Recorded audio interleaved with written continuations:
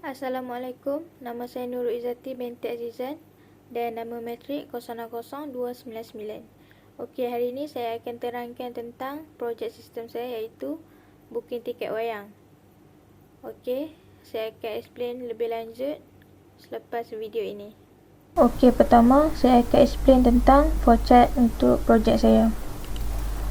Kalau kita boleh tengok kat sini, kita mula dengan start dan seterusnya akan masuk ke kita punya declaration integer, iaitu hanya untuk menggunakan number saja, time, tiket quantity, tiket price, tax, total dan subtotal. Dan seterusnya akan masuk ke string, iaitu menggunakan huruf, title, whole number, tiket type, username, password dan payment. Okey, seterusnya kita ada condition di sini iaitu true dan false. Bila kita false, akan masuk ke registration. So kita kena register dulu. Bila kita pilih true, akan terus bawa kita ke enter username and password untuk login. And kalau login tu valid, so akan terus masuk ke homepage iaitu view movie info. Kalau login itu invalid, false, so kita akan ulang balik benda tu sampailah username and password ni sama and boleh login. So seterusnya bila masuk ke homepage view movie info, kita ada menu booking tiket. So dekat sini pun ada condition iaitu false dan true. Ok, bila true akan pergi ke booking ticket screen. Dekat situ ada input iaitu title, whole name, time, ticket time dan ticket history.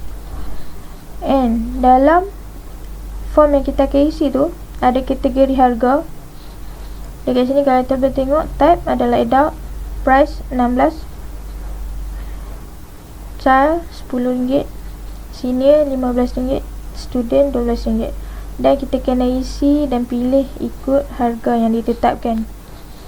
Okey, contoh kalau kita pilih true, lepas dah isi form ini, dia akan terus ke harga iaitu tax yang dikenakan sebab kita booking online. So payment, selepas payment akan pergi ke booking receipt, akan naik receipt apa yang kita booking tadi. Misalnya kita pilih false, akan bawa kita ke booking history screen.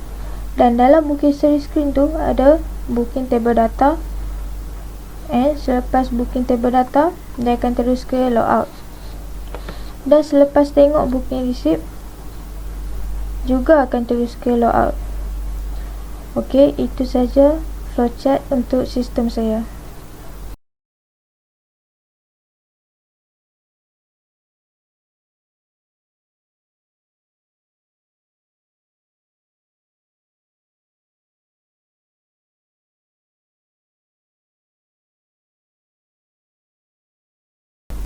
Okey, ini adalah coding saya untuk connect ke database. Ini adalah project.java main file untuk saya punya sistem. Okey, kalau kita boleh tengok sini ada coding untuk kita ke database. Okey, register tadi nama saya punya database. Untuk file yang kedua adalah register. Okey, ini adalah coding register saya.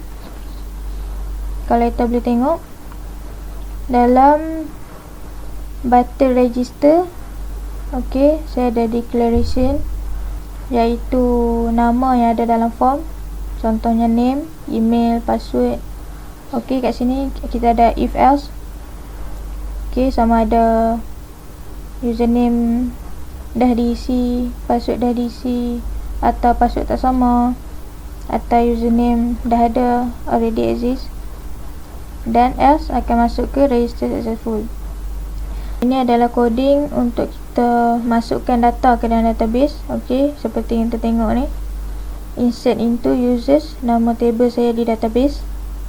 Ini adalah yang kita declare di atas sebentar tadi. Okey, Ini adalah coding database kita, dan ini adalah untuk tengok sama ada username tu dah ada ataupun belum. Check user. ok, seterusnya kita akan pergi ke coding login. So dalam login akan ada coding dalam login button, iaitu kita akan panggil balik nama users, iaitu full name and password dalam table users database saya.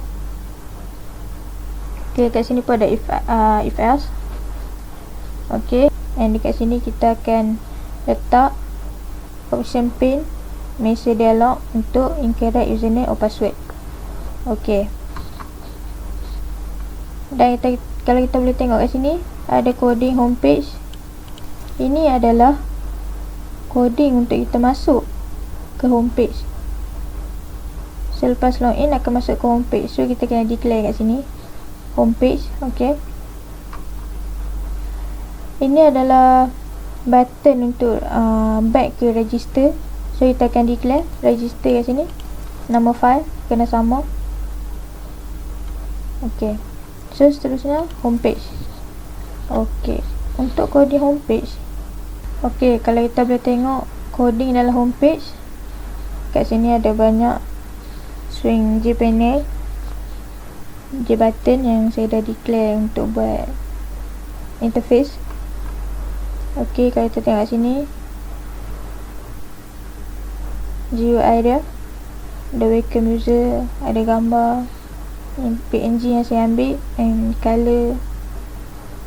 ok, booking movie ticket sebagai tajuk, home, booking history, menu.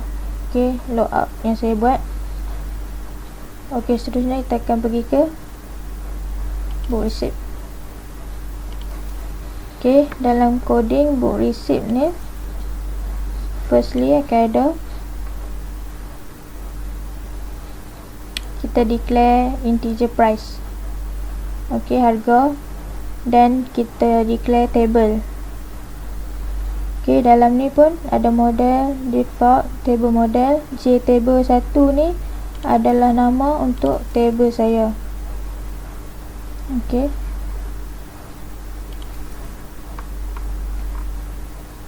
ok, dalam combo box untuk tiket type adult ni saya dah declare, saya telah tetapkan harga untuk salah satu kategori ni. Contoh adult 16, price 10, child, senior 15, student 12. ok, saya dah declare semua dalam ni harga. Dan untuk naikkan receipt di sebelah ni, saya declare dalam button booking. Mula kena declare movie hall time tak ada quantity, so tulis kat sini booking receipt. ok, guna set text area ni adalah nama kita punya kotak. ok, kita boleh tengok area. so kat sini kita akan masukkan tajuk-tajuk dia, nama-nama, movie title, hall number, time, ticket type, ticket quantity, price dan semua. ok, kat sini kita akan get selected item. Kenapa kita guna get selected item? Sebab saya guna selection macam ni. ok, saya guna selection. Kalau saya guna text macam ni saja, kita akan get text. Kita akan guna get text. Get selected item ni hanya untuk combo box, dan get text untuk text field biasa. ok, kalau kita boleh tengok sini, and get value adalah untuk JSpinner. Contohnya ini spinner saya, spinner number. ok, kita dah letak semuanya dalam booking receipt. And bawah ni adalah untuk panggil data daripada database. ok, register saya punya database. select from users, and saya select full name, then edit. Saya declarekan full name ID ni, ID dan username. So ini adalah coding untuk saya punya table. Okey, kat sini kita boleh tengok saya panggil balik username, iaitu yang ini. Ini semua get selected item, saya punya movie title, whole number, time, ticket type, ticket quantity, semua saya letak dalam table ikut susunan. Saya letak ini ikut susunan seperti ini: movie title, whole name, time, ticket dan seterusnya. And ini adalah if else. If else ni akan naik please choose a movie title kalau kita tak isi, dan last sekali else booking successful. So dalam button total price ni boleh tekan. Okey, akan naik kita total harga macam mana. So kat sini kita declare subtotal, tax total, dan tax saya letak sebagai 0.06 sen. Okey, dekat sini kita akan total harga. Contoh tax, saya ambil subtotal kali dengan tax. Okey, so total price kali subtotal tambah tax akan dapat harga total semua berapa. And dekat sini saya guna toString tax, toString total. Okey, untuk papa balik harga. Okey, ini adalah database. Nama database saya untuk sistem ni adalah register, kalau kita boleh tengok, and table users. Kalau kita boleh tengok dalam users ni ada ID, full name, username, email, pass dengan repass. Table ni still kosong sebab tak ada user lagi yang register. So kita akan cuba register dan tengok sama ada data tu masuk ke tak dalam table ni. Okey, so ini adalah interface untuk register. And kalau kita boleh tengok kat sini ada name, username, email, password dan enter password. Kalau kita biarkan semua ni kosong and terus register, dia akan naik pop up. And pop up ni please add a username. Kalau kita tekan OK, please add a password, sebab password still kosong. Ok, kita akan cuba isi register ni. Yang pertama adalah name. So contoh Izzati,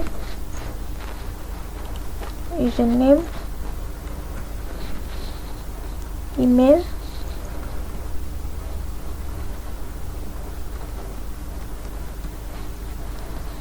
kalau kita boleh tengok kat sini password ada re-enter password. Contoh kalau kita letak password ABC 123, dan dekat sini kita cuma tulis ABC. Kita akan cuba register. Dia akan naik pop up please retype the same password. So password untuk ni dan enter password kena sama. Ok, so kita akan letakkan password ni dan password ni sama. Contoh password ni ABC 123, dan dekat sini pun kita akan tulis ABC 123. So kita akan register. So dia akan naik register successful. So bila register successful, bila kita tekan OK, dia akan naik login. Ok, ini adalah login interface. Kena masukkan name dan password. Katakan dia nak register sekali lagi untuk orang lain, so dia akan tekan create new account here. So dia akan bawa ke register tadi. Contoh kalau dia dah ada account, dia akan tekan login here. So akan naik login. Ok, kita akan tengok database sama ada data yang kita register tadi masuk ataupun tidak. So kita akan refresh.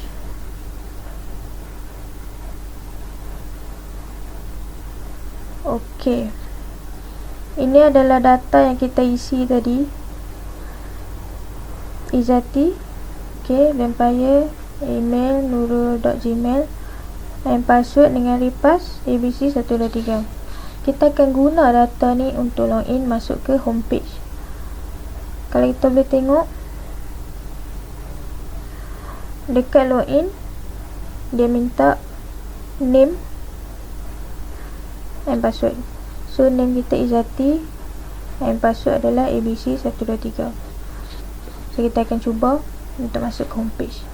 Okey, kita akan cuba login. Tapi apakah akan terjadi kalau name dan password tidak sama dengan apa yang kita register tadi? Contoh, ini adalah Izzati and password kita cuma letak ABC. Kita akan login. So akan naik pop up incorrect username or password. So kita katakan OK. Kita akan letak yang betul, ABC 1, 2, 3. Kita akan cuba login. Ini adalah interface untuk sistem saya. Kalau kita boleh tengok tepi ni, sebelah kiri ada menu, ada who, booking movie ticket, booking history dan logout. Dan ada juga poster-poster movie yang akan ditayangkan. Bila kita tekan home, so dia akan stay ke page ni. Dan bila kita ke booking movie ticket, dia akan bawa kita kepada form yang kita kena isi untuk booking tiket. So ini adalah booking history. Booking history kosong. Kita akan cuba isi. Contoh, Jumanji Hall 2 pukul 5. Dan bila kita tekan add akan naik harga RM16. Kalau kita pilih child RM10, senior RM15, student RM12. Dia dah tetapkan harga untuk kategori ni. Contoh kita nak add. Ini kuantiti, so boleh pilih contoh 3 tiket. So kita akan tekan total price. Bila tekan total price, dia akan naik tax 18 sen dan total. So kita akan booking successful. Dekat sini receipt, kalau kita boleh tengok Jumanji Hall 2 pukul 5, add 3 tiket dan total sama dengan apa yang kita isi sebentar tadi. So kita akan pergi ke booking history. Data yang kita isi tadi masuk dalam table ni. Jumanji Hall 2 pukul 5, add tiket kuantiti 3 dan total. Dan dekat sini ada nama Izzati. Izzati adalah nama yang kita register tadi, yang kita login tadi menggunakan nama Izzati. So dekat sini dia akan paparkan balik nama user yang dah login. So kita akan cuba booking satu lagi. Contoh Ejen Ali Hall 1 pukul 3. Ini adalah untuk student. Contoh kuantiti 5 tiket. Ok, bila kita tekan total price, dia akan tukar. Tadi 18 sen, sekarang 3 sen punya tax. And total RM60. Kita akan tekan booking. Booking successful. Automatic di receipt pun akan tukar, akan berubah ikut yang kita isi tadi. Ejen Ali Hall 1 student, and ada total. So macam mana kita nak tengok tiket yang kita dah beli tadi? So kita akan pergi ke booking history. So dekat booking history ni akan ada yang tadi kita isi awal tadi, Jumanji Hall 2. Sekarang ini data yang baru, Ejen Ali Hall 1 pukul 3, student 5 keping tiket, and total harga RM60. So bila nak isi lagi, dia akan masuk ke sini history. So kita boleh tengok tanpa data hilang. Kalau kita tengok kat sini ada logout, dan bila tekan logout, dia akan pergi ke login.